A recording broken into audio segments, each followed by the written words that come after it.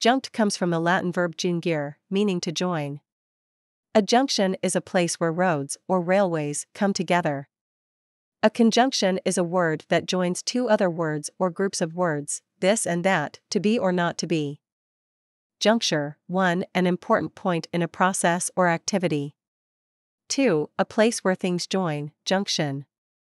The architect claims his design for the new Islamic museum represents a juncture of Muslim and Western culture. The meaning of juncture can be entirely physical, thus, you can speak of the juncture of the Turnpike and Route 116, or the juncture of the Shenandoah and Potomac rivers. But it more often means something non-physical. This may be a moment in time, especially a moment when important events are crossing. At this critical juncture, the president called together his top security advisors. But juncture also often refers to the coming together of two or more ideas, systems, styles, or fields. These churches seem to operate at the juncture of religion and patriotism. Her job is at the juncture of product design and marketing, etc. Adjunct, something joined or added to another thing of which it is not a part. All technical school students learn that classroom instruction can be a valuable adjunct to hands-on training.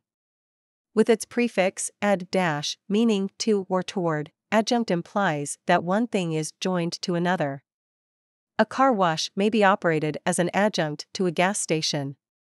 An adjunct professor is one who's attached to the college without being a full member of the salaried faculty.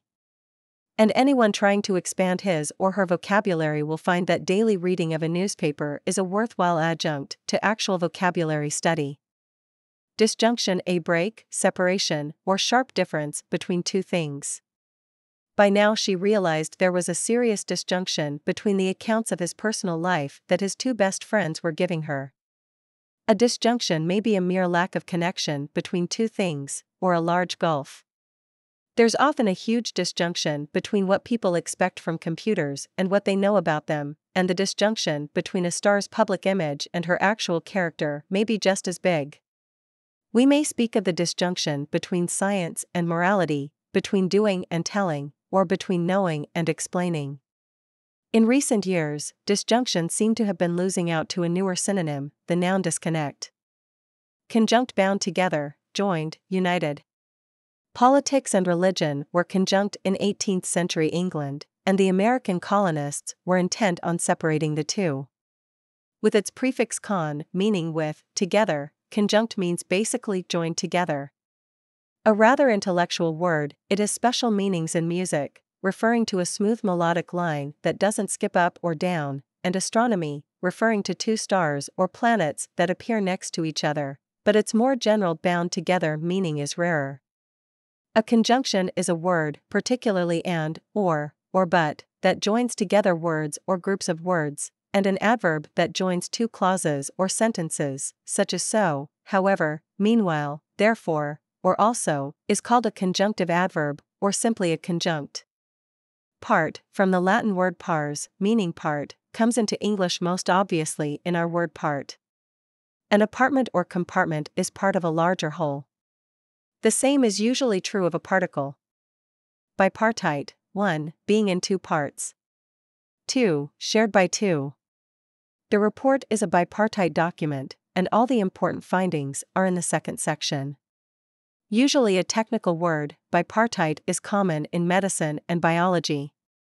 A bipartite patella, for example, is a split kneecap. Many people are born with them. Many creatures have a bipartite life cycle, living life in two very distinct forms. As one example, the velella begins life as a creature that travels with thousands of others in the form of a kind of sailboat, blown across the ocean's surface with the wind. Only later does each velella turn into a tiny jellyfish. Impartial, fair and not biased, treating or affecting all equally. Representatives of labor and management agreed to have the matter decided by an impartial third party.